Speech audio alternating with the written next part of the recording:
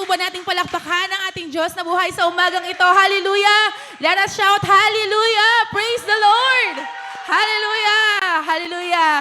At isang panibagong linggo na naman po ang nagdaan, no? At masaya po ba tayo na makita ang bawat isa? Pwede po ba nating ngitian, kamayan po ang ating mga kapatid, kapamilya? Sige po, pwede po tayo umikot at maging ano po tayo, no?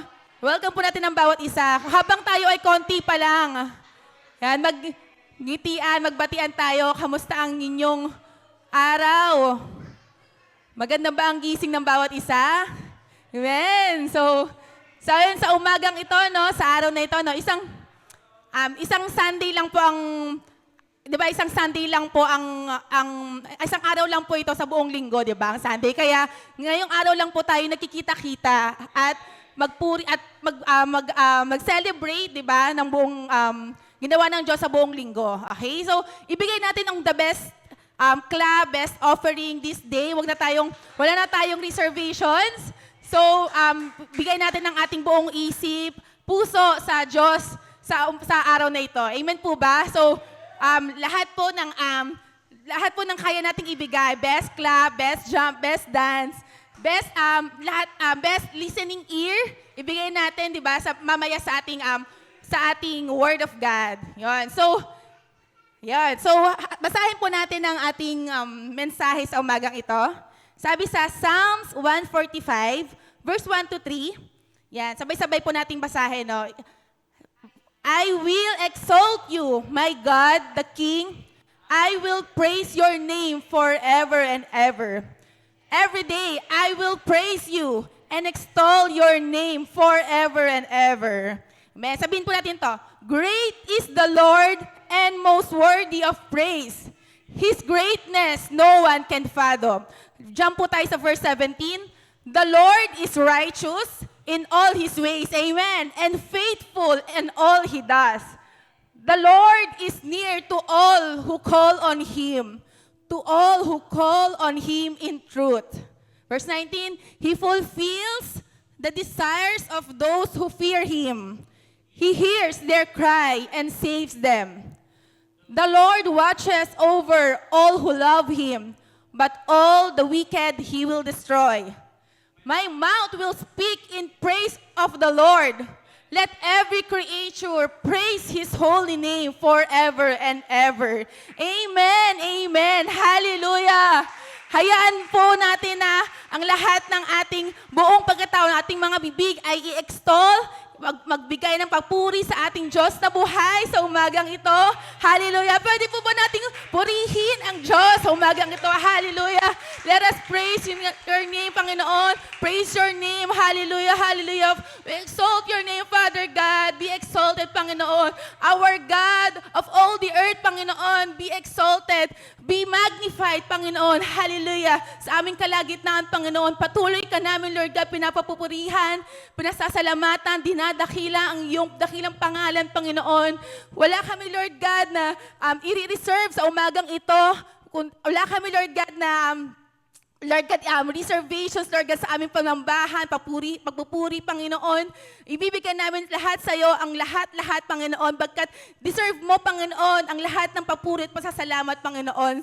Hallelujah. Maraming salamat, Panginoon, sa kabutihan mo, sa pagpapala mo sa aming buhay, sa lahat, Lord God, ng mga pagsubok, sa pagmumold mo sa amin, Lord God, sa lahat ng breakthroughs, Panginoon, sa lahat, Panginoon, ng provisions mo. Hallelujah. Sa lahat ng, Lord, sa guidance mo, sa protection mo, Panginoon. Pinapasalamatan ka, Lord, namin sa umagang ito, Panginoon. Kaya naman po, hayaan mo kami, Lord God, na sumamba, pagpuri, Lord God, magpasalamat sa umagang ito, Panginoon. Itatanghal namin ang iyong kadakilaang kabutihan, Panginoon, katapatan, Lord God, sa aming iglesia, Panginoon. Lord, hayaan mo, Lord God, ng aming mga puso ay dumulog sa iyo. Lord, na bigyan mo kami, Lord God, ng isipan, Panginoon, ng tenga, Lord God, na handang makinig sa iyo, Panginoon. Hallelujah, hallelujah. Lord, we offer everything to you, Panginoon. Kayo po ang bahala, Lord God, sa umagang ito. Patuloy ka namin pinapapurihan, pinasasalamatan. In Jesus' name, amen. Amen. Hallelujah. Hallelujah. It's a wonderful morning po sa ating lahat and even po dyan sa mga nanonood sa FB Live, no? Samahan niyo po kami na nandito sa ASI na kami po ay magpupuri sa Panginoon. At kayo din po na nandiyan dyan sa FB Live, no? Samahan niyo po kami na magpuri sa Panginoon. Handa na po ba ang lahat na tayo magpuri sa Panginoon? Amen. So alam niyo po ba, sabi nga na ang buong taon ngayon na ito na 2025, ilang buwan na ang lumipas? It's 5 months na, no? From January to February, March, April, May, no? But still the good things, no? Na nagmumula sa Diyos ay nandiyan pa rin para sa atin lahat. Kaya sabi nga nung kanina, nag-intro, no? Huwag na tayo magbigay pa ng reserve. Bagkos sa pagpupuri natin sa Panginoon, ibigay natin ng todo-todo sa Panginoon. Amen? Ito'y pagpapasalamat natin sa Diyos. Amen? Amen. Hallelujah. From January to May. Hallelujah. Yung pagpapala ng Diyos, yung kabutihan ng Diyos, hallelujah, nararanasan pa rin natin, hallelujah, ang pag-iingat ng Diyos. Kaya naman this time, church, kayo pong nanonood dyan sa FB Live na kahit nasa ibang bansa kayo or sa ibang panig ng bansang Pilipinas, pakiisa po tayo na magpuri sa Panginoon. Hallelujah! Hallelujah! Let's praise the Lord! Hallelujah! Come on, clap our hands for the Lord. Hallelujah. Oh, we give you praise, Jesus. Oh, God Almighty Father, for you are a great God. Hallelujah. Oh, we worship you. Come on. Great is the Lord God Almighty. Great is the Lord on high. Great is the Lord on high.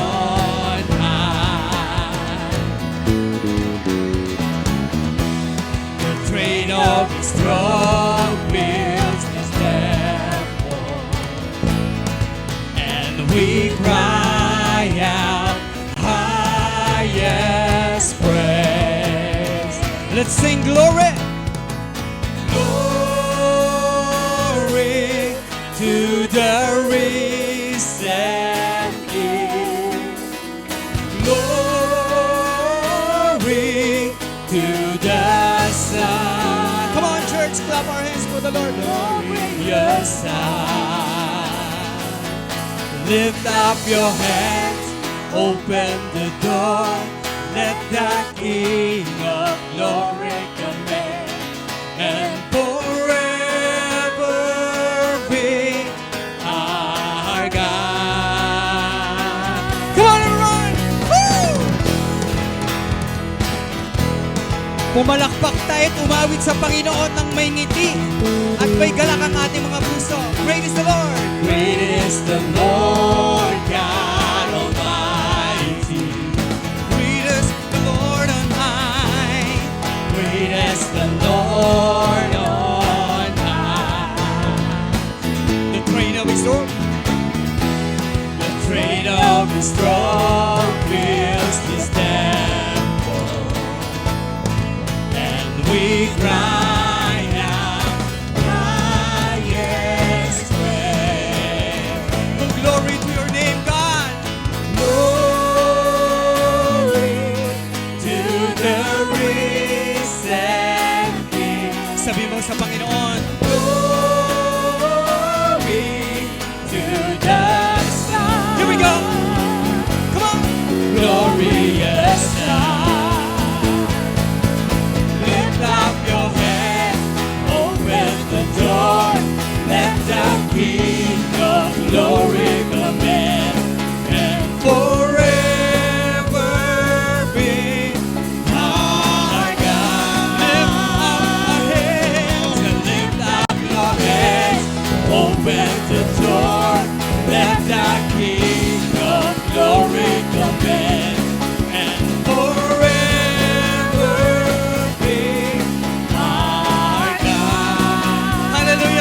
church. Hallelujah. We give you praise, Lord.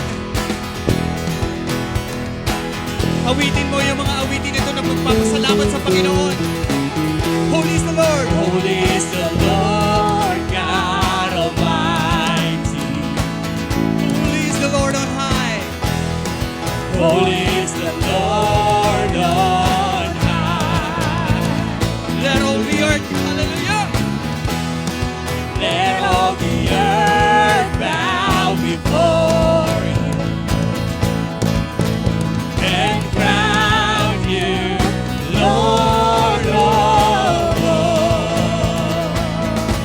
Come on, church, declare it. Holy to the risen King. Through the sky, glorious light. Lift up your head, open the door, let the King of glory come in, and forever be our God. Can we raise our hands to the Lord? Lift up your heads, open the doors, let the King of glory come in, and forever be our God. Come on, church, hallelujah. Can we clap our hands? Yan. Yan ay isang pagpapakita sa Diyos na tayo ay nagpupuri at nagpapasalamat sa Panginoon. Hallelujah. Huwag kang mahiya sa katabi mo. Huwag mong tignan yung katabi mo. Ang nais natin dito ay mapapurihan natin ang Panginoon. Amen. Hallelujah. I feel that God is in here right now. Kaya dapat pasalamatan at palakpakan mo ang Panginoon. Hallelujah. Hallelujah.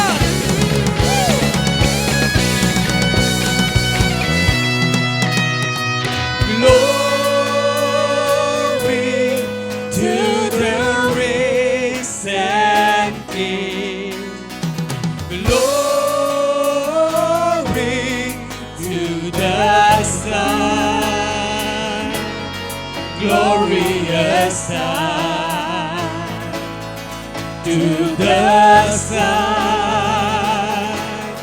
Glorious Son. To the Son. To the Son, glorious Son. To the Son, to the Son, glorious Son. Lift up your heads, open the door, let the King of glory come in, and forever be our God. Lift up. Your head, open the door, let the King Come on, shout it out. of glory come in, and forever. Hallelujah, Lord. Naririnig mo ang mga anak mo. Lift up your heads. Lift up your heads. Hallelujah. Oh, thank you, Holy Spirit, that you are here.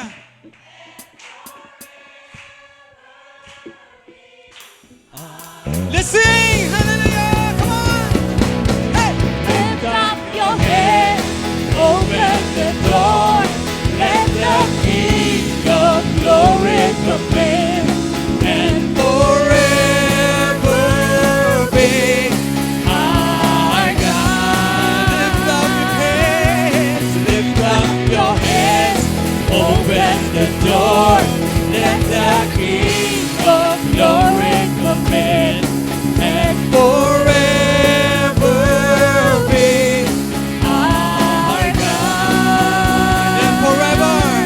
And forever be our God. Yes, Lord, you are forever our God. And forever be our God.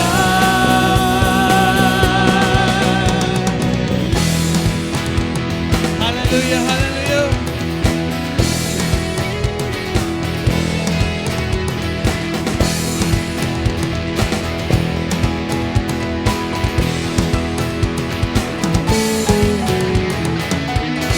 Hallelujah. Come on, clap your hands for the Lord. Yes, we give you praise, Lord. Sabi sa awit kanina, and forever be our God. Hallelujah. At this moment ba, dinideclare mo ba yan? At nasa puso't isip mo pa that our Lord is forever in our lives? Amen. Kung yan ang desires mo, ayan ang sinasabi ng puso mo sa oras na ito, let us continue to worship the Lord. We're here not just for the attendance, but we're here to worship the Lord. At maranasan natin ang presensya ng Panginoon na siyang nagbibigay ng kalakasan sa bawat isa. Amen? So let us continue to worship the Lord. Hallelujah. Prepare our hearts, our minds, our souls to worship the Lord. Hallelujah. Can we close our eyes and open our mouth? Let us worship the Lord. Hallelujah. Sa anumang kapamaraanan ng pagpupuri mo sa Panginoon pag worship mo. Come on, huwag ka mahiya. Shout it. Oh, we worship you. We worship you, God Almighty. Oh, we worship you, Holy Spirit. We worship you. Come on, open your mouth. Nananabig ang Diyos sa pagpupuri na nagmumula sa iyo. Hallelujah. Worship you, Jesus. Worship you, God.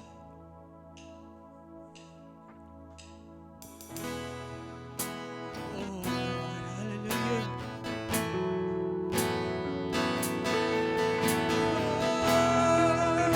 we worship you.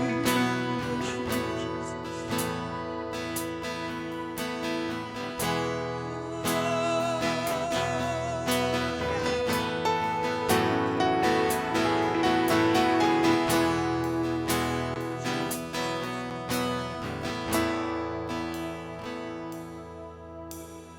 Light of the world, you step down into darkness.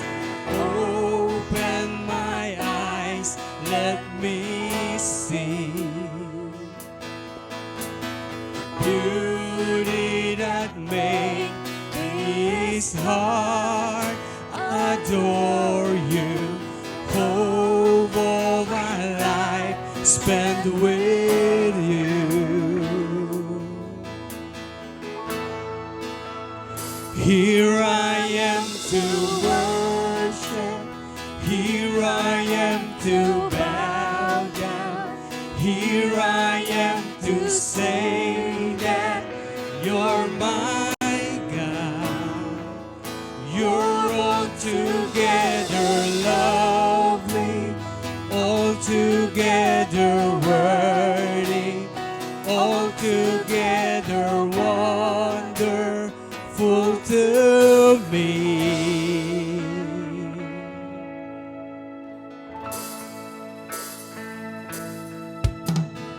Light of the world, you step down into darkness.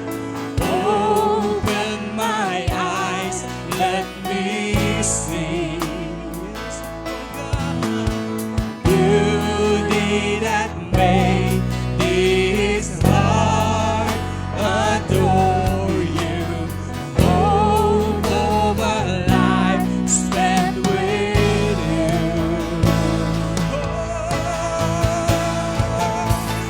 Here I am to worship. Come on, worship you, Lord. Bow down. Here I am to say that you're my God. You're altogether lovely, altogether worthy, altogether wonderful to me. Here I am to worship. Here I am to bow down. Here I am to say that you're my God. You're altogether lovely, altogether worthy, altogether wonderful to me.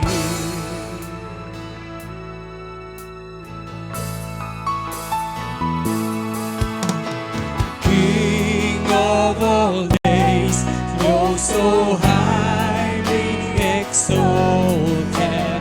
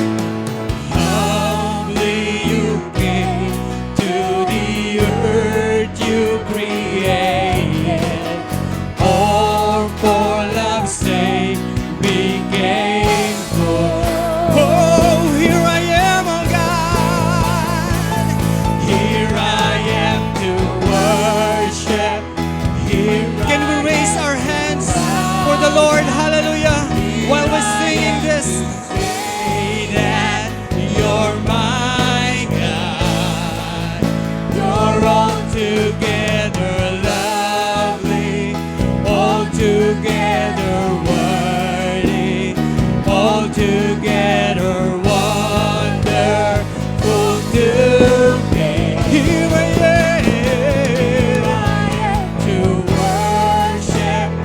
Here I am to bow down. Here I am to sing that you're my God.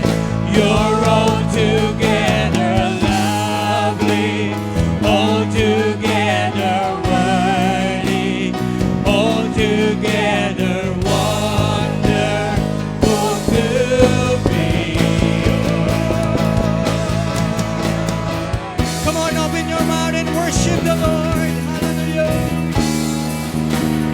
Panginoon, nakikita mo ang bawat puso at isip namin that we were here not just for everything but to worship you, God. Oh, hallelujah. Holy Spirit, fill this place. Hallelujah. Come on, worship.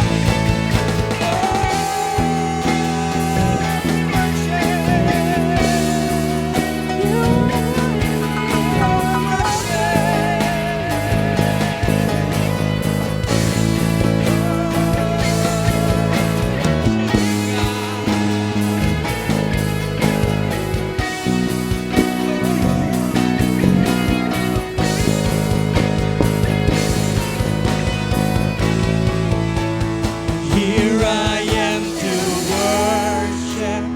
Here I am to bow down. Come on. Here I am to say that you're my God. You're altogether lovely, altogether worthy, altogether wonderful to me. Here I am to worship. Here I am to bow. Oh God, hallelujah. We worship you this place. You're altogether lovely, altogether worthy, altogether wonderful to me. Oh, here I am to worship. Here I am to bow down. Here I am to say that you're my God. You're altogether lovely, altogether worthy, altogether wonderful to me. Here I am to worship. Yes, Lord. Here I am to bow down. Here I am to say that you're my God. You're altogether lovely, altogether worthy, altogether wonderful to me. Here I am to worship. Here I am to bow down. Here I am to say that you're my God. You're altogether lovely, altogether worthy. Oh God, hallelujah. You're wonder. Come on, continue to worship the Lord. Hallelujah. Oh, here I am to worship. Here I am to bow down. Here I am to say that you're my God. You're altogether lovely, altogether worthy. Hallelujah. Hallelujah. Hallelujah.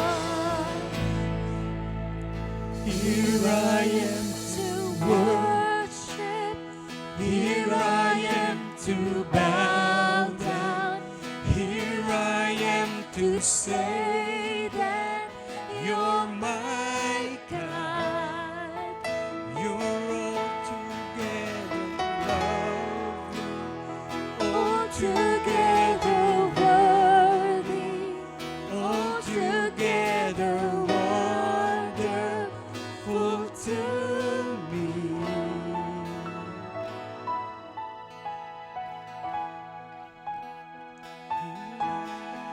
So bow down here to say that you're Thank you. my God.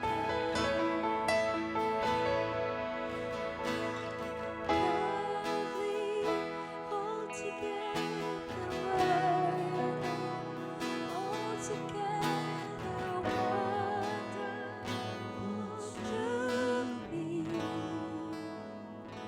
Here I am to worship.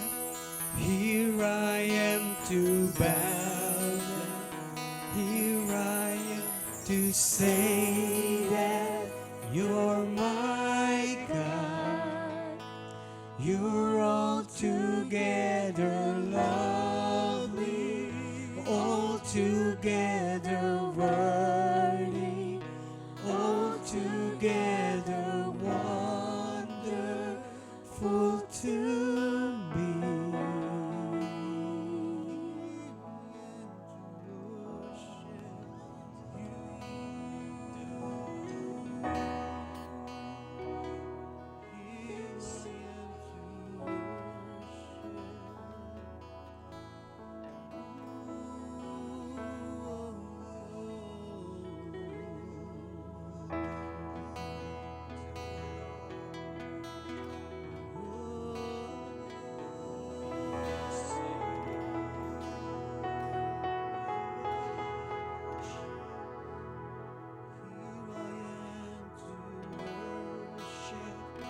Here I am to Bow down, here I am to say that you're my God.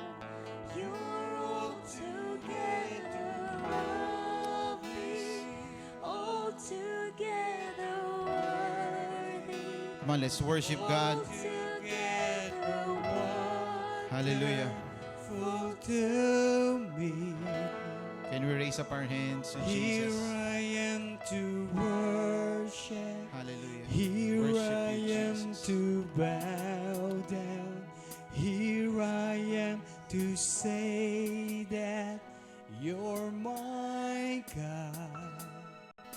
You're altogether lovely, altogether worthy, altogether wonderful to me. Here I am to worship you, Jesus. Worship you, God.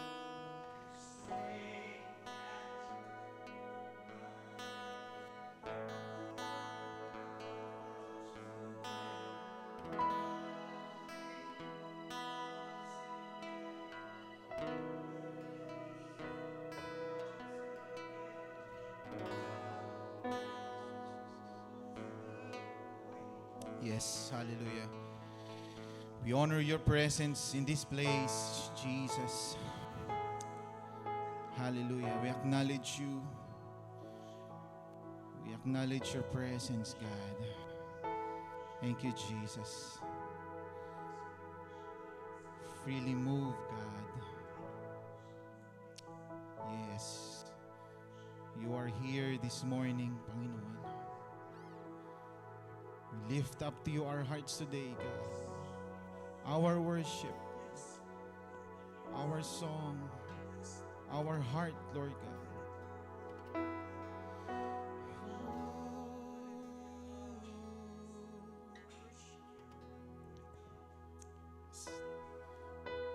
Worship you, Jesus. Worship you, Jesus. Thank you, Jesus.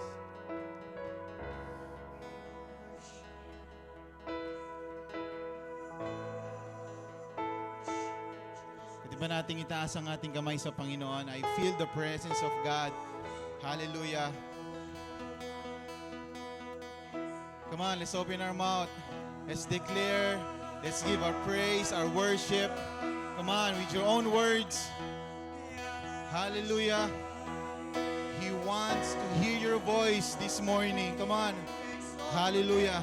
Not just a corporate type of worship, but the Lord wants to hear your voice. Come on. Hallelujah. Worship you, Almighty God. There is none like you. I worship you, Prince of Peace. That is what I long to do. I give you praise, for you are my righteous. Come on, let's worship Him.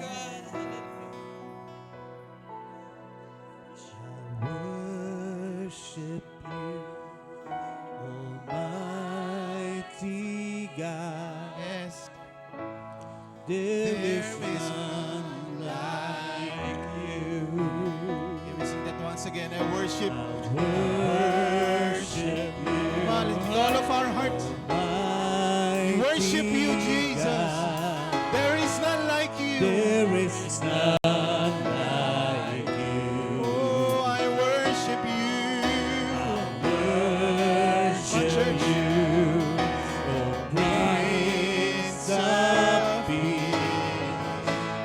That is what I long to do. Give you praise. For you are my righteousness.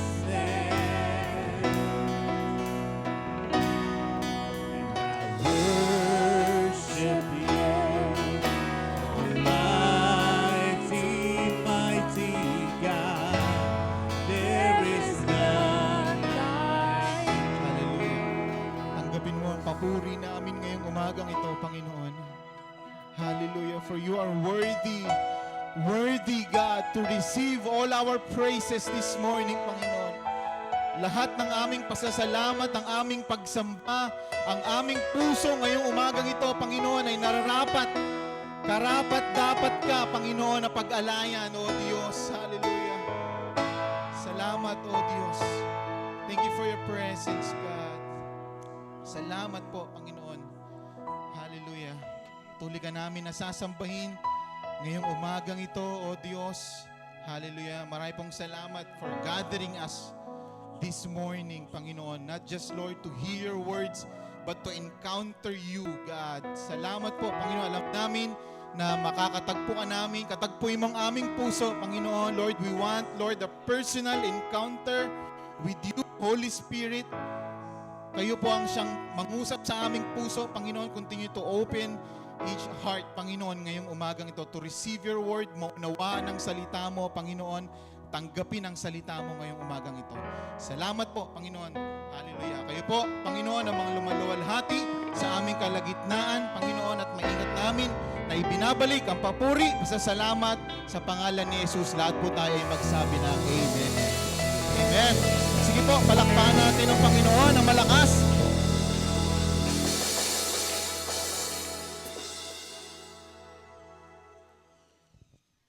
Yan. Amen. Magandang umaga po sa ating lahat. Gate Church Manila. Ayan. So, isa pong mapagpalang umaga sa bawat isa.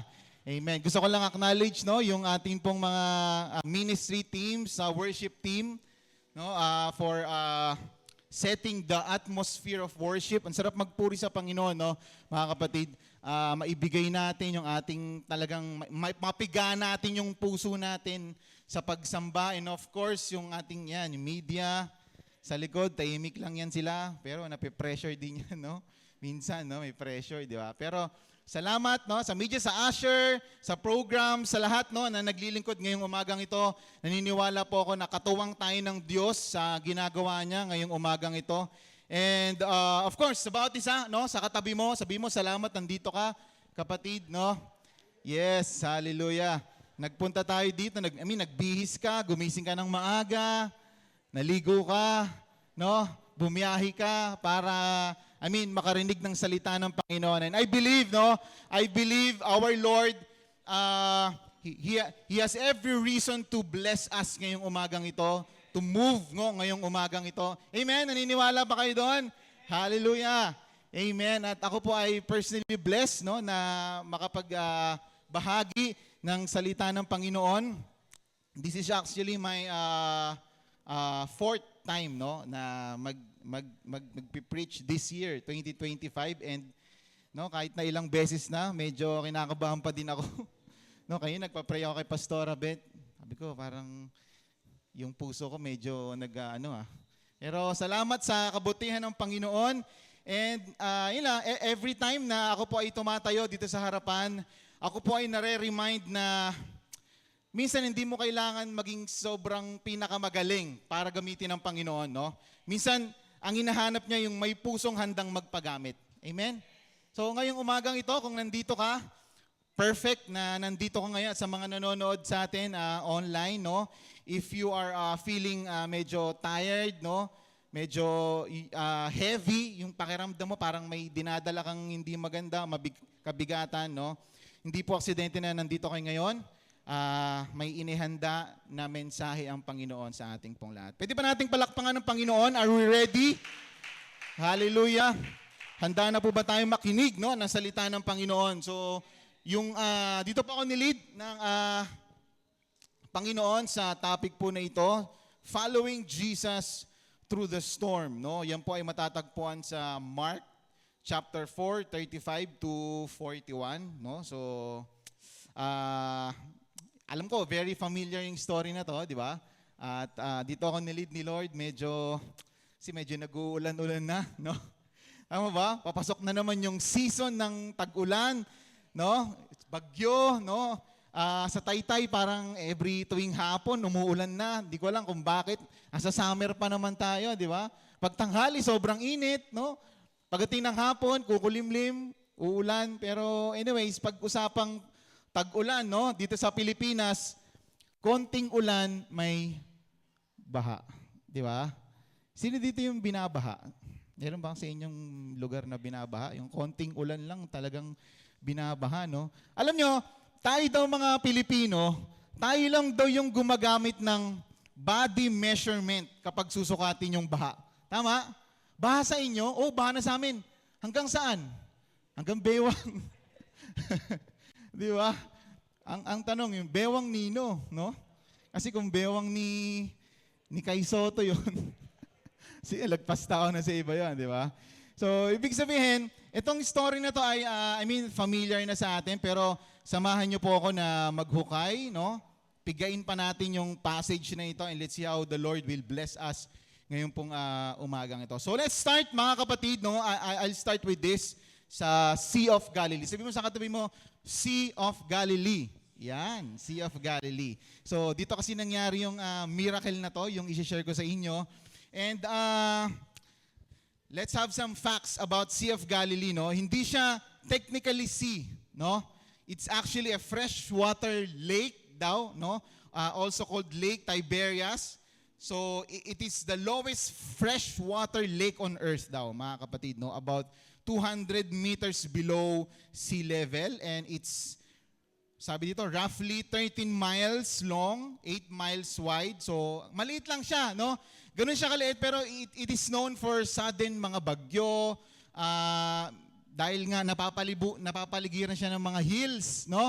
Kapag do yung malamig na hangin from mountain, no, humalo dun sa warm air ng lake, talagang all of a sudden biglang nagkakaroon ng bagyo, no? So kaya it's casual na minsan kahit daw tanghaling tapat, maganda yung biglang nagkakaroon ng bagyo.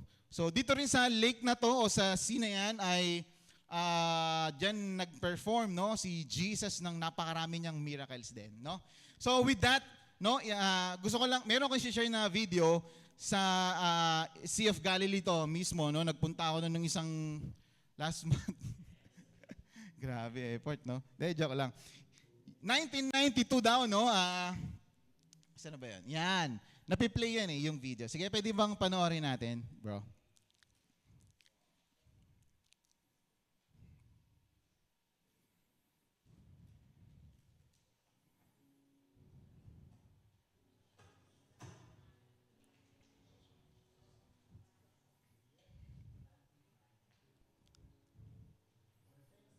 Yan. Pwedeng isa pa na. Isa pa yung isang ulit pa. Yan. Tapos palakas ng konti yung volume natin, bro. Yon, thank you.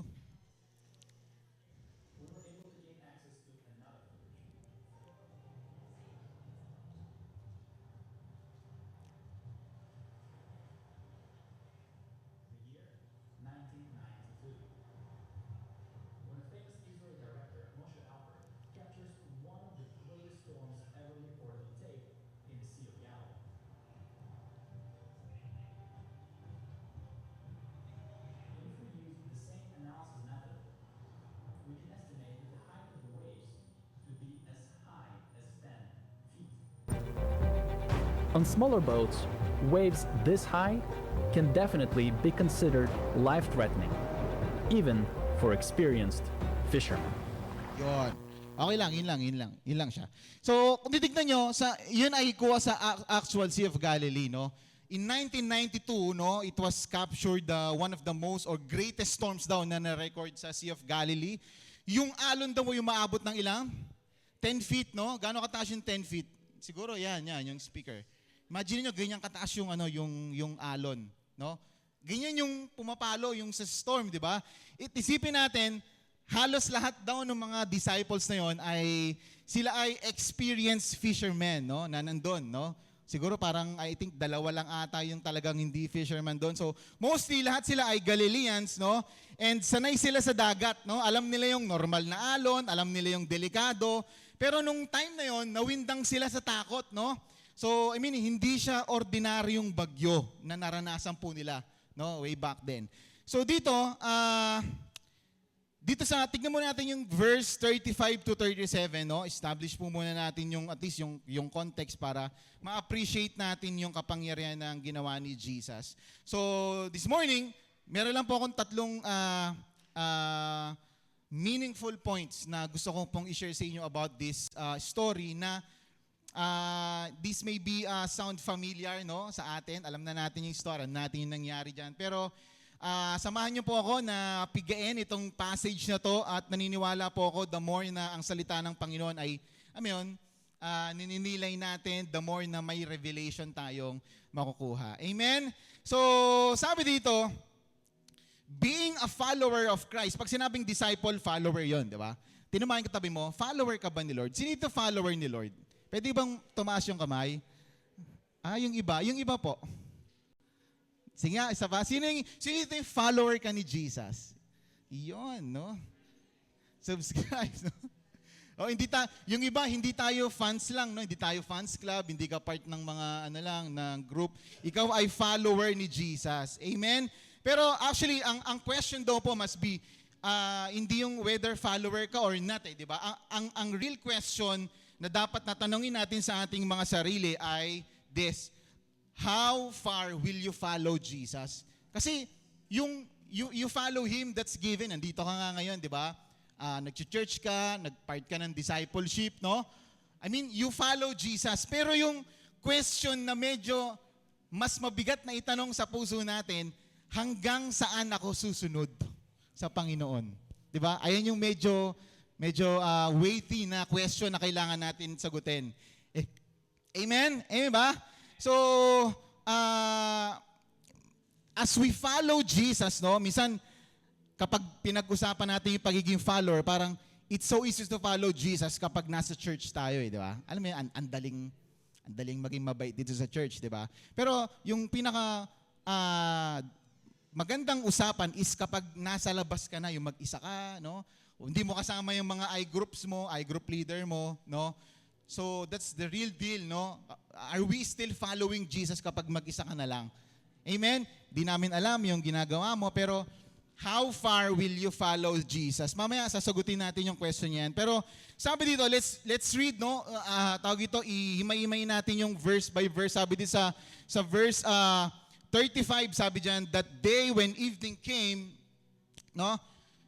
He said to his disciples, let us go over to the other side. So, ang point number 1 natin about following Jesus, no, is following Jesus will lead you out of your comfort zone. Ayun yung dapat na maintindihan natin. Kapag sumunod ka sa Panginoon, ayun na yung kasunod nun, no? Wag mong i-imagine na palaging kang nasa comfort zone lang, no? The moment you follow Jesus, no, kailangan i-lead out ka niya para lumabas sa comfort zone mo. Kasi outside your comfort zone, doon nangyayari yung growth eh. Tama ba? Tama po ba? So sabi din sa verse, no, let us go over to the other side. Sino nag-initiate ng movement nila? Si mga disciples ba? Si Jesus, di ba? Sabi ni Jesus, punta tayo sa kabilang side. Tatawid tayo. No? At kung ako, disciple, sabi ko, loob-loob ko, parang, bakit hindi tayo tumawid kinabukasan na Lord? Kasi kung titignan nyo yung passage po, yung context nun, buong maghapon, ang dami nilang ginawa sa ministry, no? Ang daming pinerform na miracle ni Jesus doong maghapon na yon. And then kung kailan palubog na yung araw, paggabi na, sa kanya sinabi, tara, tawid na tayo sa kabila, no? Sa cultural context ng dati, no, sa panahon nila, pag tatawid ka sa laot, mas safe sa umaga. Di ba? Kasi yung visibility mo, kita mo pa lahat. At saka less predictable yung dagat kapag yung, medyo umaga. Pero pag paggabi na, dun yung medyo, minsan parang natatakot ka di ba? Sino dito nakabiyahe ka na ng sa laot ng gabi? Meron ba sa inyo? Iba yung takot noon, di ba? Ayun, may mga nagtaas ng kamay. Iba yung takot kapag sa gabi, di ba? Medyo parang, bukas na lang tayo, di ba? So, ganun yung nangyari dito, mga kapatid. Kung titignan natin, parang pagod na sila eh. Ang human tendency is to rest muna eh. Jesus, bukas na tayo tumawid. Pahinga muna tayo kasi pagod na ako. Pero sabi dito ni Jesus, hindi, let's go now. Let us go now. Punta na tayo sa kabilang side. Ngayon na, hindi natin kailangan magpabukas. Alam nyo, minsan yung pagtawag daw po sa atin ng Panginoon, hindi sa timing na pinaka-convenient sa atin eh. Alam nyo yun? No? Minsan, hindi siya swak palagi sa schedule mo. No? Minsan yung timing na hindi natin gusto. Bakit? Kasi hindi naman dapat si Jesus yung mag-adjust sa'yo eh. Tama? Tama ba? Dapat pag in a way na sinabi natin, Lord, I will follow you, expect mo na yun. Magkikiskisan sa mga schedules mo, conflict mo, yung mga ginagawa mo sa buhay, priority mo sa buhay, no? So sabi dito, let's go to the other side, no? Pag sinabing, ito gusto ko lang emphasize para at least makita natin yung point na taking out of our comfort zone, no? Pag sabi nila, lipat na tayo sa kabila, tawid tayo sa kabila, ibig sabihin, they will leave behind yung mga, sabihin natin na familiar environment nila, no? Matagal na sila doon eh. Kung tutusin, close na nila yung mga tao doon, no?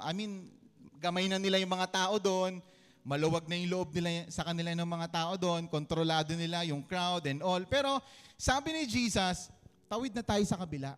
Ba't kailangan pa nating tumawid, Jesus? Okay na tayo dito eh. No? Okay na tayo dito. Di natin alam kung ano yung pupuntahan natin doon. Marahil medyo mahirap yung sitwasyon doon and all. Alam nyo ito, naisip ko yan din, isang mahirap sa ministry, no, kapag nagmi-ministry tayo, is yung iiwanan mo yung mga taong gusto ka para pumunta ka doon sa lugar na hindi mo alam kung gugustuhin ka, hindi mo alam kung anong mangyayari doon sa'yo. Di ba? Yun yung isang part ng ministry, no? Na, tawag ito, reality, no? Kapag nag-ministry tayo, pinapadala tayo sa mission, di ba? Parang, minsan, ima-mindset mo na yung isip mo, di ba? Ako, naalala ko, way back 2012, no? 2012. Huwag nyo na lang pansinin yung katawan ko dyan. 2012 yan. Tawag ito, parang nipis ko dyan, no? Hindi pa kasi uso dyan yung mga samgyup eh. Hindi pa uso dyan eh. 2012 pa lang dyan, no? So, alam nyo po, back in that time, mga kapatid, for me that was the hardest mission na parang I've ever had. Nung time naman na yan, nakarating, may mga ibang mission na rin ako napuntahan prior to that. Pero for me, parang that's the hardest one na mission na umalis ako noon way back 2012. Yung mga tao sa paligid ko, very excited sila kasi Japan ako pupunta niyan ng mission na yan. Pero for me, deep inside, parang medyo mixed emotions. Yung nararamdaman ko, may excitement, pero mas nangingibabaw sa akin yung kaba, yung takot, siyempre yung lungkot, no? Iwan mo yung family mo, yung mga kapatid ko na mahal na mahal ko talaga. Nahihirapan ako noon. Hindi ako parang naiiyak ako sa eroplano, no? Totoo yun.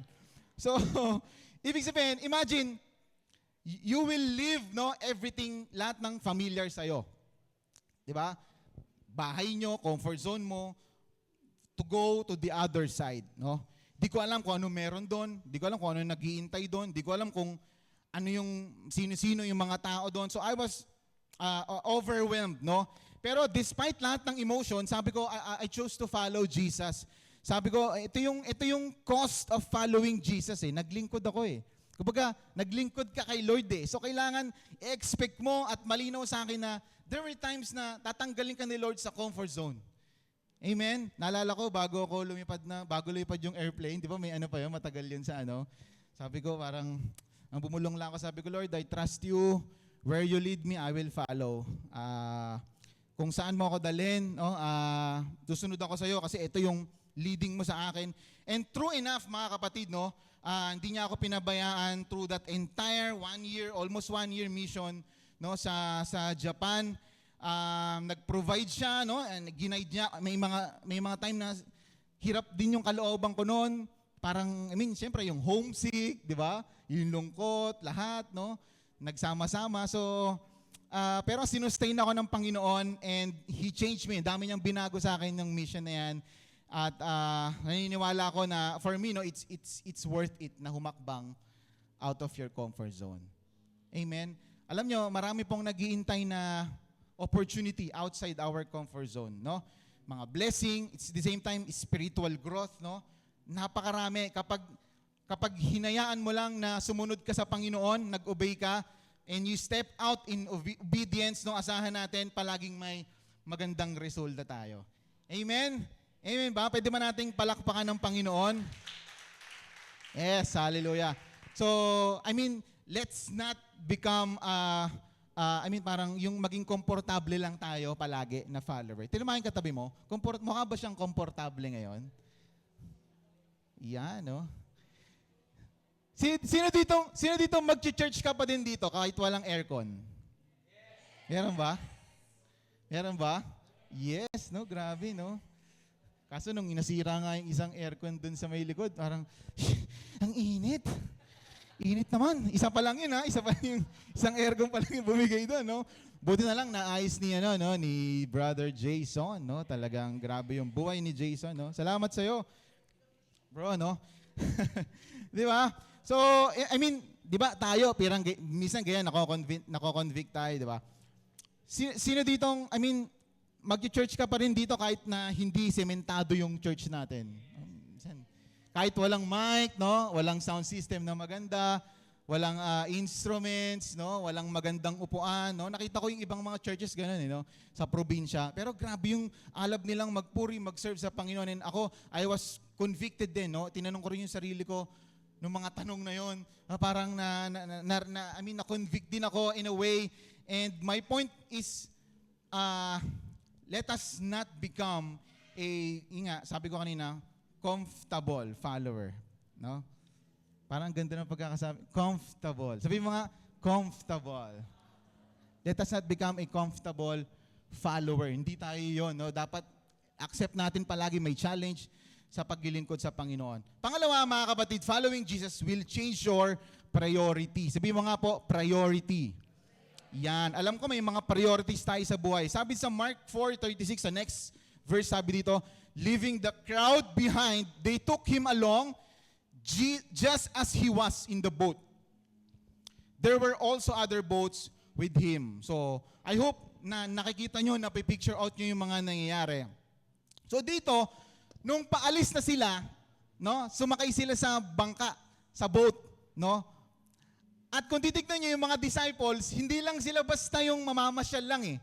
Hindi lang sila mag-island tour, no? Hindi. Pupunta silang mission, no? Alam nila yon, naka-mindset sa kanila, no? They will leave behind. Ano yung iniwan nila? Yung crowd, no?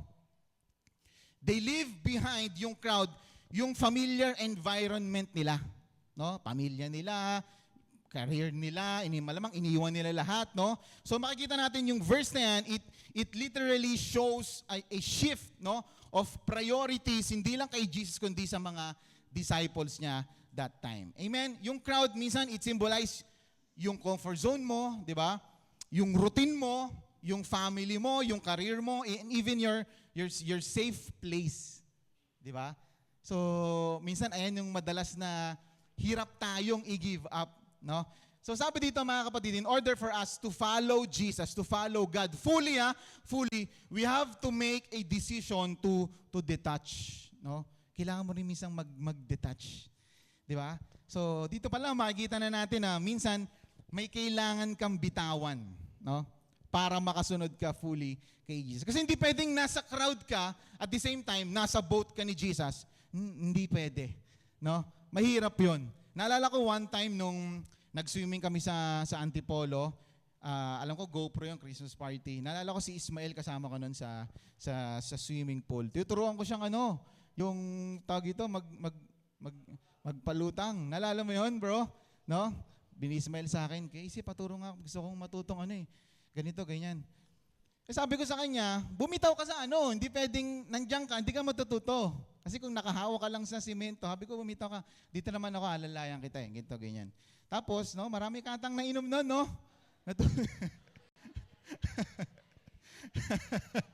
Hindi ganun talaga kapag nagpa-practice, di ba?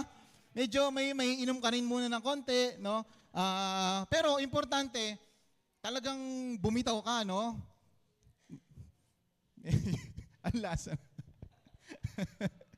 So ibig sabihin, ito, ang gusto ko lang i-point, minsan enable for us to grow, to move forward, mga kapatid, no? Minsan meron ka munang kailangang bitawan. Sabi mo sa katabi mo, bitawan mo na yan. Yes, no? Isa pa nga, sabi mo sa katabi mo, bitawan mo na yan. Yun. Bitawan na natin. No? Following Jesus, no, it means we need to shift our priorities, no, our focus, our time, energy mo, and even your heart, no? Minsan kailangan para sa Panginoon. Amen? There's power in prioritization, mga kapatid. Kaya, alam nyo, kapag tama daw yung mga priorities natin sa buhay, mag-a-align yan sa will ni Lord, no? Kasi yung right priority natin, it will lead us to right directions, no? At kapag nasa right direction ka, it will lead you to right decision, no? Magkakaroon ka ng tamang pananaw, siyempre, yung mga decision mo mag-iiba na rin, no? So, ibig sabihin, kapag tama yung priority mo sa buhay, malinaw yung vision mo. Amen? Mas buo yung loob mong mag-desisyon kasi alam mo, inuna mo yung tama eh. Alam mo, inuna mo si Jesus eh. Di ba? So, mas magiging matibay ka when it comes the storm. Amen? Amen ba? Kaya kapag priority natin si Jesus, everything will put you at the right place. Lahat ng bagay. Diba? Sabi nga sa Matthew 6:33, but seek first the kingdom of God and His righteousness, and all these things will be added. Alam natin yun. Kaso lang minsan, hindi natin talaga napapriority si Jesus eh. Si God, di ba? No? So, kung hindi siya ang priority natin sa buhay, mga kapatid, makikita natin yan sa mga decisions natin. Minsan, kaya nagkakagulo-gulo yung buhay mo. Minsan, medyo nahihirapan kang maka-breakthrough because of our manlaking impact nun sa ating buhay. Ito example, mga kapatid. Minsan, di ba, kapag meron tayong travel, di ba, lalabas ka ng bansa, mag-out of town kayo, ng family mo, may gala kayo. Hindi mo lahat pwedeng ilagay sa bag mo. Tama? Tama ba? Hindi ka naman si Doraemon, no? Kailangan pili lang yung ilalagay mo, di ba? You have to choose what matters the most. Kung ano yung pupuntahan nyo doon, kailangan kung ano lang importante mong madala sa bag mo, yun lang. Toothbrush, di pwedeng makalimutan yan. Rexo, ano? Deodorant, hindi pwedeng kalimutan. Wallet, no? Hindi pwedeng maiwan yan, di ba? Passport, mga ganyan. Electric pan, magdadala ka ba? Priority ba yon? Hindi priority yun eh, di ba? Ba't may electric pan? Kasi mainit dito eh, di ba? Ano pa? Yes, maya, mga Listerine lahat, I mean, hindi mo pwedeng ilagay lahat, hindi mo pwedeng bitbitin yung aparador mo. Tama ba? Pipiliin mo lang kung ano yung priority mong dalhin. Ba? At minsan ito, sasakay ka ng eroplano, di ba? Tinimbang yung bag mo, excess baggage ka, kailangan mo magdesisyon. Ano yung mga tatanggalin mo? Nangyari sa amin yan, isang beses, ang hirap niya na, sa HK, excess baggage ka, hindi pwedeng hindi mo tanggalin kasi magbabayad ka eh. Di ba? Kung hindi mo tatanggalin yan, you have to pay the cost. No? Papaganahin mo yung decision mo, ipaprioritize mo, ito, hindi ito masyadong ano. Kaso mahirap kapag lahat yun, pasalubong, no? Mahirap yun. Pero ibig sabihin, ang point is, the more baggage na meron ka, no, sa puso mo, it will slow you down sa paglilingkod, no? Mahirap 'yon. Yan ang priority. The more na ayaw mong bitawan yang bagay na yan, no, mas mahihirapan kang sumunod kay Jesus. Amen. Mas lalo tayong mahihirapan. Sabi mo nga ulit sa katabi mo, desisyonan mo na. Sige. Desisyonan mo na yan. Naalala ko po, may isa, ito, yung isang lalaki na lumapit kay Jesus. Sabi niya dito, Lord, I will follow you. Pero may follow-up siya. Sabi niya doon, but first, let me go and bury my father. Anong sagot ni Jesus? Sabi niya, follow me, let the dead bury their own dead. No? So kung titignan nyo, sa Jewish culture, parang medyo rude sa pandinig nila yan. Parang medyo offensive sa pandinig nila yon. Di ba? Kasi sa culture daw nila, they give high regard or dignity sa mga namatay. Especially tatay mo. Di ba? Lahat titigil yon. I mean, buong pamilya mo, community mo, magmo-mourn and all. So parang ang harsh pakinggan ng sagot ni Jesus on this. Pero syempre, let's balance this, no? Yung iba kasi minsan nami-misquote yan. Kala ko ba ano si Jesus sa family? Pero bakit ganito yung sinabi niya? So tignan natin para at least alam natin kung paano natin siya babalansin sa buhay natin. First and foremost, mga kapatid, hindi po patay yung tatay niyon, yung lalaki na yon. Hindi siya patay, physically dead. Hindi. Kaya nga siya humingi ng time eh. Di ba? Humingi siya ng time na sa cultural context sila, pag sinabing, let me bury my father, ang ibig sabihin niyan, matanda na tatay ko, uwi muna ako sa amin, hintayin ko muna siyang mamatay, lilibing ko, and then, I'll follow you. No? Kasi ako, all I know dati, patay yung tatay niya, ba't hindi siya pinauwi ni Jesus? Pero pag ni-review natin maigi, pinag-aralan natin maigi, pag piniga natin maigi, makikita natin yung context nito, maintindihan natin eh. Di ba? Hindi yun patay. Ibig sabihin, may iba ka lang priority pa right now. No? Hindi mo talaga priority na sumunod kay Jesus. Kasi kung patay na yon, possibly dapat ang response niya, Lord, patay tatay ko. Buhayin mo. Kasi alam niya, si Jesus bubuhay siya ng patay, di ba? Kasama siya sa mga, nakikita niya yung mga miracles and all. Pero hindi eh. At the same time, sa culture din nila, nireview ko yung context ninyan, sa kanila, kapag namatay ka, same day, tawag ito, same day edit yung sasabihin. Same day burial. Same day burial sa kanila. Pag namatay ka ng umaga, sa hapon, lilibing ka. No? Hindi katulad sa atin na namatay ka ngayon, 3 days, minsan 1 week pa, di ba? Kapag may iniintay na pamilya. Pero sa kanila po, ang culture nila, kapag namatay ka, same day, ililibing ka. No? So, kung patay yung tatay niya, wala siya dun. Dapat nasa bahay siya. No? Hindi niya kasama dapat si Jesus, hindi siya nagpunta dun. So, ibig sabihin, para at least mas maintindihan natin, no, yung context na to, bakit? Kasi parang, iba kasi yung dating nung sinabi ni Jesus, parang hindi siya concerned sa sa family Sa family ko So, makikita natin na gustong ipakita ni Jesus doon, sino bang priority mo ngayon? Di ba? So, I mean, hindi dapat natin tignan si Jesus as parang anti-family. Pero makita natin yung ibang perspective this time, no? Na meron siyang spiritual truth na gustong sabihin sa atin that when you follow Jesus, yung priority mo mag-iiba yun. Amen? Hindi ibig sabihin na, pabayaan mo yung pamilya mo. Pero ang point, kapag sinabi ni Jesus na, come, follow me, walang Lord, walang wait lang ha. Punta lang ako, baka kasi may mamanahin pa ako dun Puntahan ko muna. No?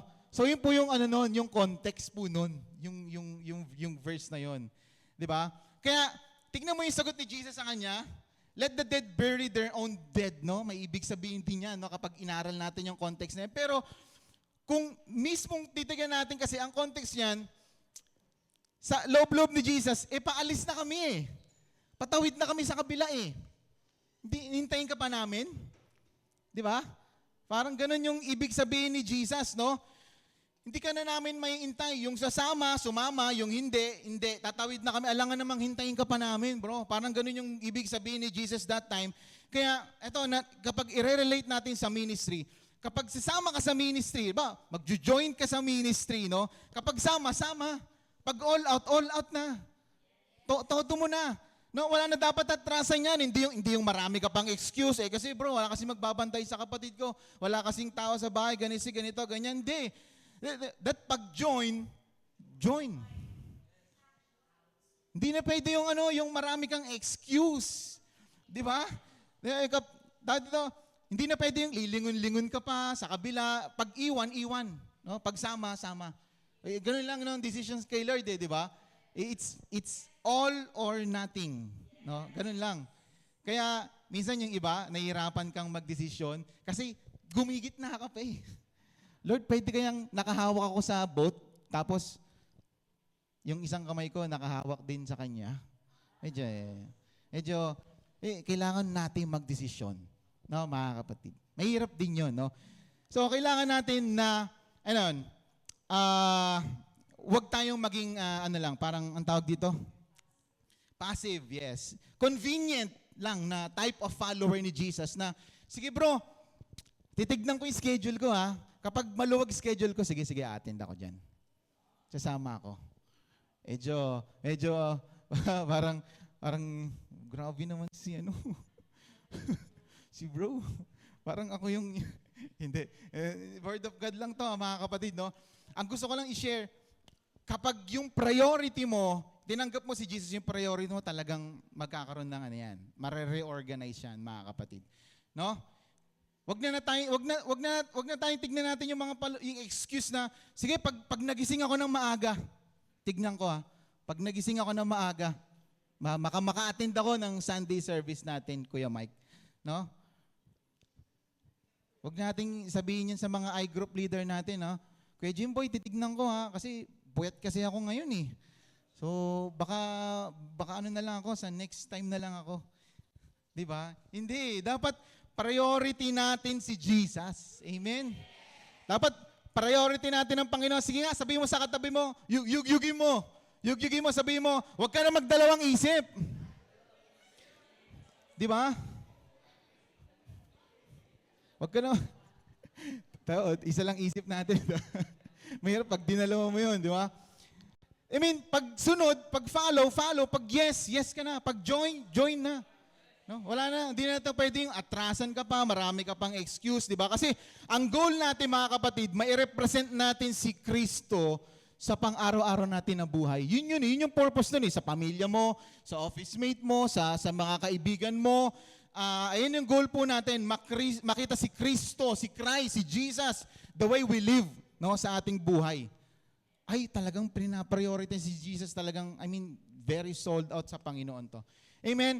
So, tandaan natin yon. When we follow Jesus, we will be lead out to step out to our comfort zone. Amen? Lalabas tayo doon. And then, pangalawa, may iba yung priority natin. And then pangatlo mga kapatid, last na to, following Jesus doesn't promise a storm-free life. Ito, medyo maganda rin natin itong i-remind sa ating mga buhay, di ba? Sabi sa Mark 3, sa next verse, a furious squall came up and the waves broke over the boat so that it was nearly swamped. Ibig sabihin ng swamp, napupuno yung tubig, no, sa bangka. And almost tumuob na siya dahil, imagine mo, 10 feet 10 feet, ganun kataas yung alon. Medyo mahirap talaga yon kapag ganun lang kaliit yung bangka. So sabi dito, kapag daw po tayo sumunod kay Jesus, hindi kasama sa arrangement yung walang bagyo. Tama? Pag sumunod tayo kay Jesus, may bagyo pa rin. Kasama yun no? Kaya kung ang dahilan mo sa Diyos, ayaw ko na kay Lord kasi binagyo ka. Hindi mo naintindihan. Di ba? Tama ba? Kaya, minsan parang, pag tatalikod ka kay Lord kasi may nawala sa buhay mo. Tatalikod ka kay Lord kasi dami mong naramdamang sakit. Hindi mo naintindihan. No?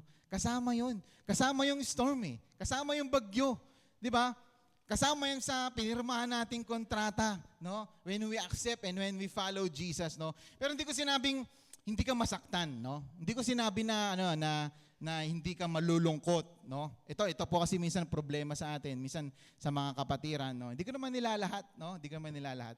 Akala nila yung pag-address sa pain at lungkot ay i-deny.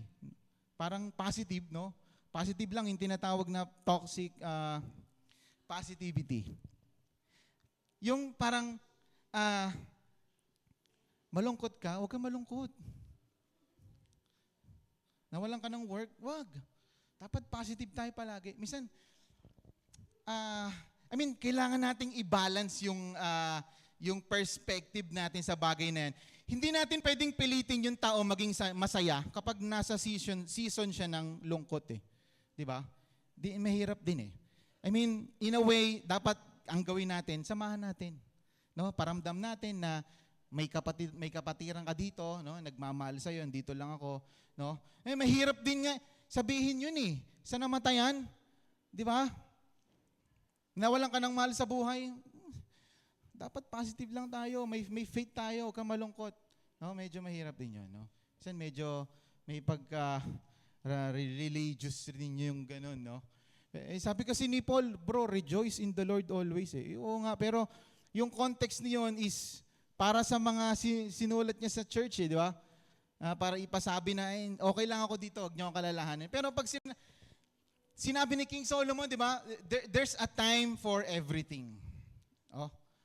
Supposedly, maganda, maintindihan din natin yung part na yon.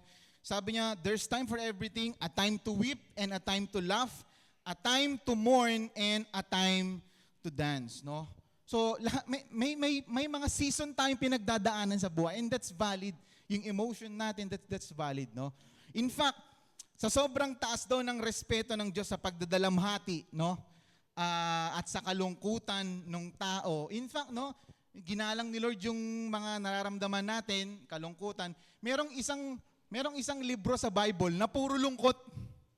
Di ba? Alam niyo 'yon kung ano 'yon? Yun. Lamentations, di ba? Anong Tagalog ng Lamentations? Panaghoy. Pag sinabing panaghoy, ano yung panaghoy? Puro yung, di ba? Yung sobrang mas higit pa sa lungkot, yung talagang you cry out, nananaghoy, di ba? So, puro panaghoy yun, yung buong book na yun. Pero, kung titignan nyo, meron din may isang passage sa loob ng libro na yon na naisulat at matatagpuan natin na punong-puno din ng pag-asa. Sabi sa Lamentations 3:22-23, the steadfast love of the Lord never ceases. His mercies never come to an end. They are new every morning. Great is thy faithfulness. Amen? Ibig sabihin, you wait until the morning. Sabi dyan, hindi ka naman iiwan ni Lord Di ba? Ano sabi sa Psalms 35? Weeping may endure for a night, but joy comes in the morning. Kinakanta pa nga natin yan di ba? Though the sorrow may last for the night, His joy comes in the morning. No? Kinakanta natin yan, di ba? Pero dapat maintindihan natin, we have all different season no, sa ating buhay. Amen ba? Sige nga, sabi mo sa katabi mo, pag malungkot ka, ilungkot mo lang, okay lang, no? Okay lang din, dumaan tayo sa season ng ganun. Pero don't go beyond reasonable, no? Dapat meron pa rin tayong puso na nagpapasalamat sa Panginoon. Amen? Hindi pwedeng sabihin dun huwag ka na malungkot, di ba? Pupunta ka ng lamay, hindi pwede. O yung namatayan dun sa may, nawalan ng anak sa naiya, pupunta mo, kakausapin mo, bro, huwag ka na malungkot. May Jesus tayo. Hindi pwedeng sabihin sa burol yun. Sabi nga niya sa interview niya, di ba? Walang kasing sakit. No? Grabe yun, di ba? So mga kapatid, there's a time to mourn. Amen? So sabi dito, next verse 38, Jesus was in the stern, sleeping on a cushion. The disciples woke him and said to him, Teacher, don't you care if we drown? No? Para mas maintindihan natin, ito yung actual na fishing boat nila Jesus nung time na yon. So yung stern is yung medyo parang yung naka-elevate. So baka na dyan natulog no si Jesus at yung alon 10 feet no, almost 3 meters yun no. Anong chance nung bangka na yan para makasurvive sa ganong klasing alon 10 feet? Sabi dito, the disciples woke him and said, Teacher, don't you care if we drown? Kung titignan natin, parang yung pagkakasabi nila is parang ang rude naman, parang walang paggalang kay Jesus. Wala ka bang pakialam? O parang sa ibang translation, okay lang ba sa'yo na mamatay kami? Di ba? Pero kung lalaliman natin, mga kapatid, kung titignan natin yung phrase na yon, isa yun sa pinakatotoong sinabi nila. Di ba? Tama ba? Kasi nung time na yun, ramdam nila yung takot. Talagang mamamatay na naman talaga sila nung time na yun. Di ba? So, ang hirap nun, imagine, ini-imagine ko na, sobrang veterano sila sa dagat, no?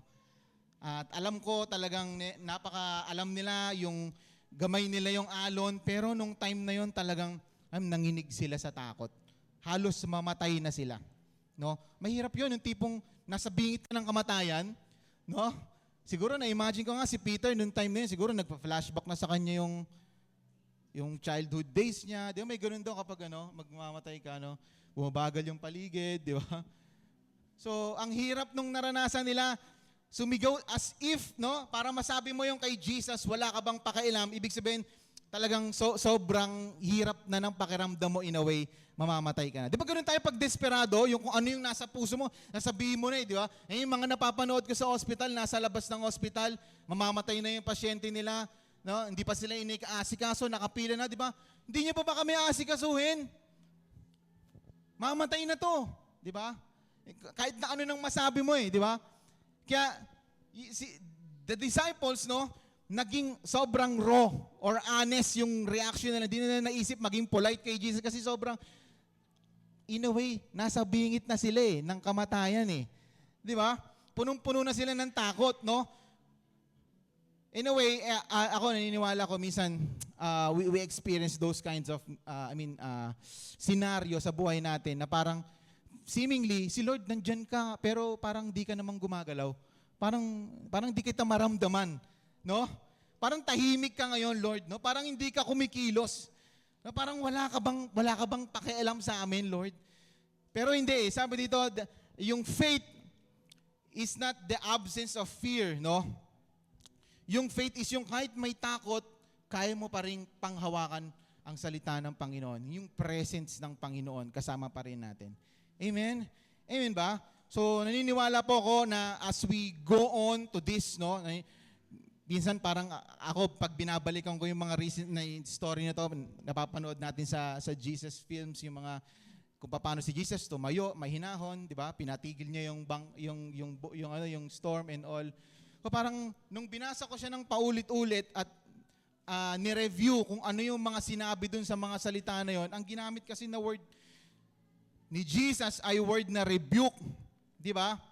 Yung word na rebuke, anong Tagalog po ng rebuke?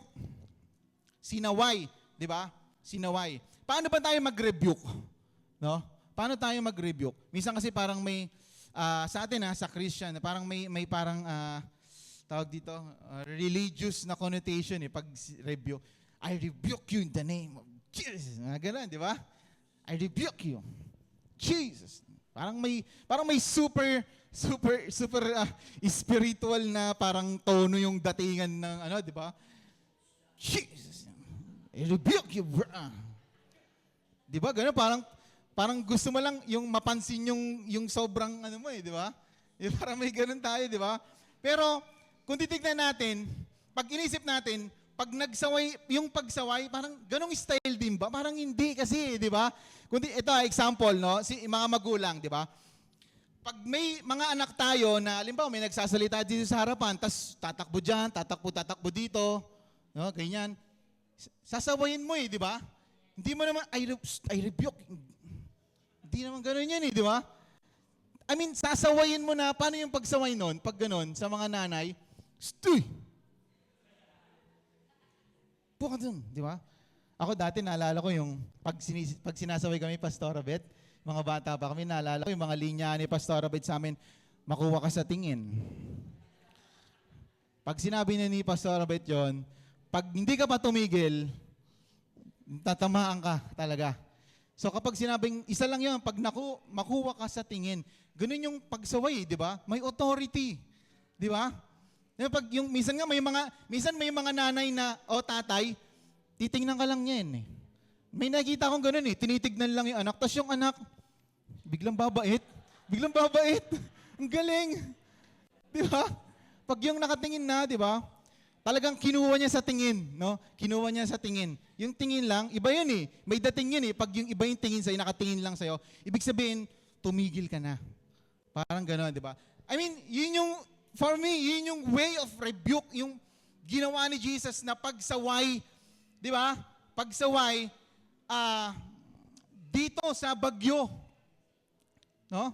Hindi siya yung in a way na parang nagtaas ng kamay, yung mga napapanood natin, nagpray, humingi ng power, pinahinto yung hindi. Parang, hindi ganun Kasi si Jesus yun I mean, siya yung creator. Nasa loob siya ng creation, kaya kapag isang salita lang niya, isang saway lang niya, makikinig talaga yung mga creation. Kasi kilala nila yung boses ng creator di ba? In the beginning, lahat kinilikha in those words, di ba? Let there be light, let there be ganito, ganyan. So, I mean, the Lord, kaya ang sarap maglingkod sa Panginoon kasi all authority in heaven, nasa Kanya Di ba? Ang sarap gamitin ng pangalan ng Panginoon, no? Kasi alam mong, Lord, nasa iyo ako anything na ganito, ganyan. I mean, there's power in the name of Jesus. Amen? Amen ba? So, naniniwala po ako na lahat ng bagyo sa buhay natin, no, dadaan yan. No? Walang makakapigil sa bagyo. Kahit yung literal na bagyo di ba? Walang kahit isang tao o hari, emperor, scientist, piloto na kayang patigilin ang bagyo. Tama? Acts of nature yan Di ba? Meron akong isang narinig yung sa tumatakbong senador. Kaya daw niyang yung patigilin yung lulusawin yung bagyo, ganito, ganyan, may plano siya. Pero hindi pwede yun. Di ba? Wala pa akong nakakitang ganun, yung napigilan mo yung bagyo. Di ba? Wala. Alam nyo, ang pwede lang gumawa nun is someone outside the creation. Di ba? Si Jesus. Yung creator lang ang makakagawa nun. Lahat ng sasabihin ng creator, susunod. Yung creation. Amen ba? So, ito, nakita natin, when we see kung paano with authority sinaway ni Jesus, ang grabing revelation yun sa atin supposedly. No? Divine revelation, ibig sabihin, even sa mga disciples nagulat sila nga natakot sila Sino tong kasama natin? Sino to? I mean, bagyo takot sa kanya yung bagyo, yung hangin, sinaway lang niya di ba? So, alam nyo, when we see At kapag nasaksihan natin ng totoo yung mga miracles ng ating Panginoon, there must be a divine revelation dapat sa buhay mo. Hindi yung babaliwalain mo lang I mean, nakita mo yung supernatural na miracle na nangyari sa buhay mo, kailangan meron kang dapat gawin. Hindi yung maging passive ka lang. Tapos baka after 1 month, nakalimutan mo na. Hindi. Sa mga disciples, tumatak sa kanila yan. Sobrang natakot sila. Imagine mo, close sila, pero natakot sila kasi nga, they've seen, sino to? Even the winds, pati yung bagyo, I mean, naririnig o pinakikinggan. Takot sa Kanya. Sino dito may takot ka pa kay Jesus? Sige nga, pwede ka ba makita? May takot ako kay Lord. May takot ka pa kay Lord? No? Baka kasing iba sa atin, parang naging casual na lang, close kami ni Lord Best friend ko si Jesus Yes, okay yan. Pero imagine, close din sila ng mga disciples, pero natakot sila No? Kaya mga kapatid, if we don't have a healthy degree or healthy level of fear kay Jesus, wala ka ng takot kahit saan. Kaya dapat panatilihin natin yung takot na yan kay Jesus. Takot ka dapat kay Jesus. Amen? Takot ka dapat kay Lord. No? Ang problema, pag hindi ka takot kay Lord, delikado yun. No? Ayun ang problema. Di ba? Kapag wala ka ng takot kay Lord, mas madali ka nang gumawa ng hindi maganda. Di ba? I mean, yung mas madali mo nang baliwalain yung conviction ng Holy Spirit. Di ba? Ang problema, kapag wala ka ng, hindi ka takot kay Jesus, na mas takot ka pa sa boss mo. No? O kaya may mas takot ka pa sa nanay mo, mas takot ka pa sa asawa mo, mas takot ako kaysa kay Lord. No? Dapat di ganun, no? Baka mamaya sa gig pag uwi nyo Nay, di na ako takot sa'yo. Sabi ni Kuya AC, dapat mas takot ako kay Lord. No, wag Gig, wag Wag. So, kailangan maintindihan natin din yon, no? Kasi, kung kilala mo si Lord, no? Ito kung kilala mo si Lord at saka kung alam mo kung anong kaya niyang gawin sa buhay mo, ina-acknowledge mo na siya yung Diyos na may hawak ng buhay mo, magkakaroon ka ng healthy, reverent fear sa Panginoon. Tama ba? Hindi lang yung takot ka na maparusahan, kundi ayaw mo siyang masaktan. Ayaw mong takot kang mawala sa kalooban niya. Dapat meron tayong ganun. Hindi yung kapag alam mong malito okay lang, wala naman nakakita. Hindi. Kapag may takot ka kay Lord, maiisip mo yun Hindi ko pwedeng gawin to kasi baka magagalit si Lord sa akin, masasaktan ko yung puso ni Lord. Hindi pwede to. Wag, hindi to. Tanggalin natin to. Dapat ganun tayo mga kapatid. Amen? So let's retain yung healthy level of fear natin sa Panginoon. Amen? And last verse mga kapatid, he got up, alam natin kung ano nangyari, he rebuked the wind at tumigil yung bagyo. Amen? So naniniwala ko na it's our decision of faith, yung paglapit natin sa Panginoon, kaya nagkakaroon ng supernatural miracle sa ating buhay. Pero dito nakita natin na talagang tumigil, Tumigil. Sabi diyan, why are you so afraid? Do you still have no faith? Nung sinabi ni Jesus yan sa mga disciples, parang I think nakikita ko yung sarili ni Jesus. Hindi siya nakangiti. Parang may hugot, Kasi imagine mo ba naman, sa buong maghapon, ilang miracles yung nakita nyo? Hindi lang to May pinagaling ako na leprosy, may pinagaling akong paralyzed man, may pinagaling akong nanay, may pinagaling akong servant, yung centurion, may binuhay akong patay, and then eto na yung paggabi. Tapos wala kayong tiwala, ang dami yung nakita. Di ba? Parang ganoon Yung may hugot na sa ni Jesus na parang ang dami na, you have enough evidence para makita at maniwala sa kapangyarihan ko, pero bakit natakot kayo? Minsan ganyan tayo mga kapatid, Ang dami nang ginawa ni Lord in the past, and yet, kapag may isang problema lang na dumating sa'yo, hindi ka na-attend. Di ba? Parang nakakaya naman kay Lord. Amen? Sa dami-rami natin nakitang mga answered prayers, breakthrough, no? Pero pag dumating tayo sa bagyo, parang nawawala po yung ating pananampalataya. Amen? So sabi dito, God never promises storm-free life, but He promised He won't leave us in the middle of our storm. Kasama natin ang Panginoon. Amen? Tandaan natin, whenever, yung bagyo nandyan, present yan, anytime, pwede yan dumating. No? Suddenly, no? Pwede yan dumating. Pero ang importante kasama natin ang Panginoon sa ating buhay. Amen? Hindi niya tayo iiwan, hindi niya tayo pababayaan, and He will go with us through the storm. Amen? And if we follow Jesus ngayong gabing ito, can we all raise? Tayo pong lahat ay tumayo, mga kapatid. Hallelujah.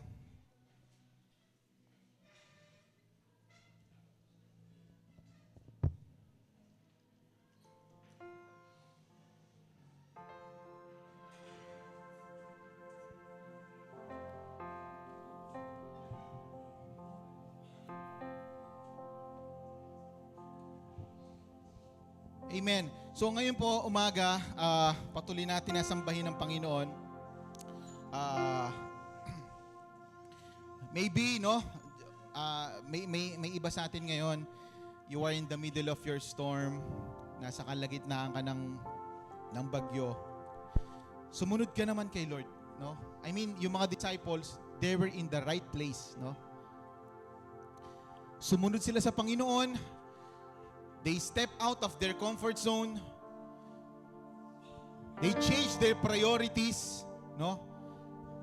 At nakaranas pa rin sila ng bagyo, no? I mean, baka iniisip natin, Lord, sumunod naman ako sa iyo, nasa ministry naman ako. I'm doing the ministry, pinaprioritize kita, Lord. Ginawa ko naman lahat ng sinabi mo, and yet, eto ko, I'm here. Parang, bakit ganoon, Lord? Binabagyo pa rin ako. And parang feeling mo, yun, medyo you are sinking, palubog ka na, sobrang bigat ng nararamdaman mo, pero hindi ibig sabihin, iniwan ka ni Lord. Amen? Minsan kasama sa proseso yung dumaan ka sa bagyo. In fact, yung ating obedience, it will lead us, no, into the right storm ng ating buhay. Kasi kasama yan sa paglago natin. Kasama yan sa proseso ng ating Panginoon. There must be storms in life para tumatag yung perseverance natin sa Panginoon. Amen? So ngayon pong umagang ito, as we close this, no, sambahin natin ang Panginoon. Let's close our eyes. At pwede bang habang kumakanta tayo, habang nagpupuri tayo, habang nakapikit yung ating mga mata, can you think one of your recent greatest problem na nangyari sa buhay mo? Sige po, let's close our eyes. Isipin mo yung isang recent problemang dumating sa buhay mo na parang hindi mo kayang pagtagumpayan. No? And after that, after mong maisip yung bagay na yon, you think of naman yung mga times na nag-miracle si Lord sa buhay mo. Those miracles, those times naman. Isipin mo yun. Isipin mo kung ilan yon, as much as many na maiisip mo, isipin mo ngayong oras na ito. And I believe, ayun yung hugot ni Jesus sa mga disciples. Nandun kayo eh. Nakita niyo yung ginawa ko eh. Nakita mo eh. Pinaktunayan ko sa'yo kung gaano ko katapat eh sa mga salita ko. And yet, you are here.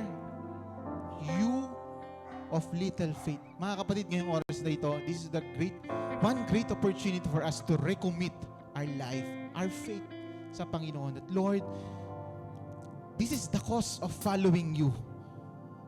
Magdidesisyon ako ngayon, I will follow you, I will give, I will surrender my life to Lord.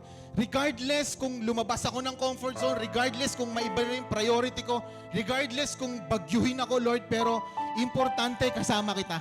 Importante kasama mo ako, Lord. Importante nasa iyo ko. Importante nasa bangka mo ako, Lord.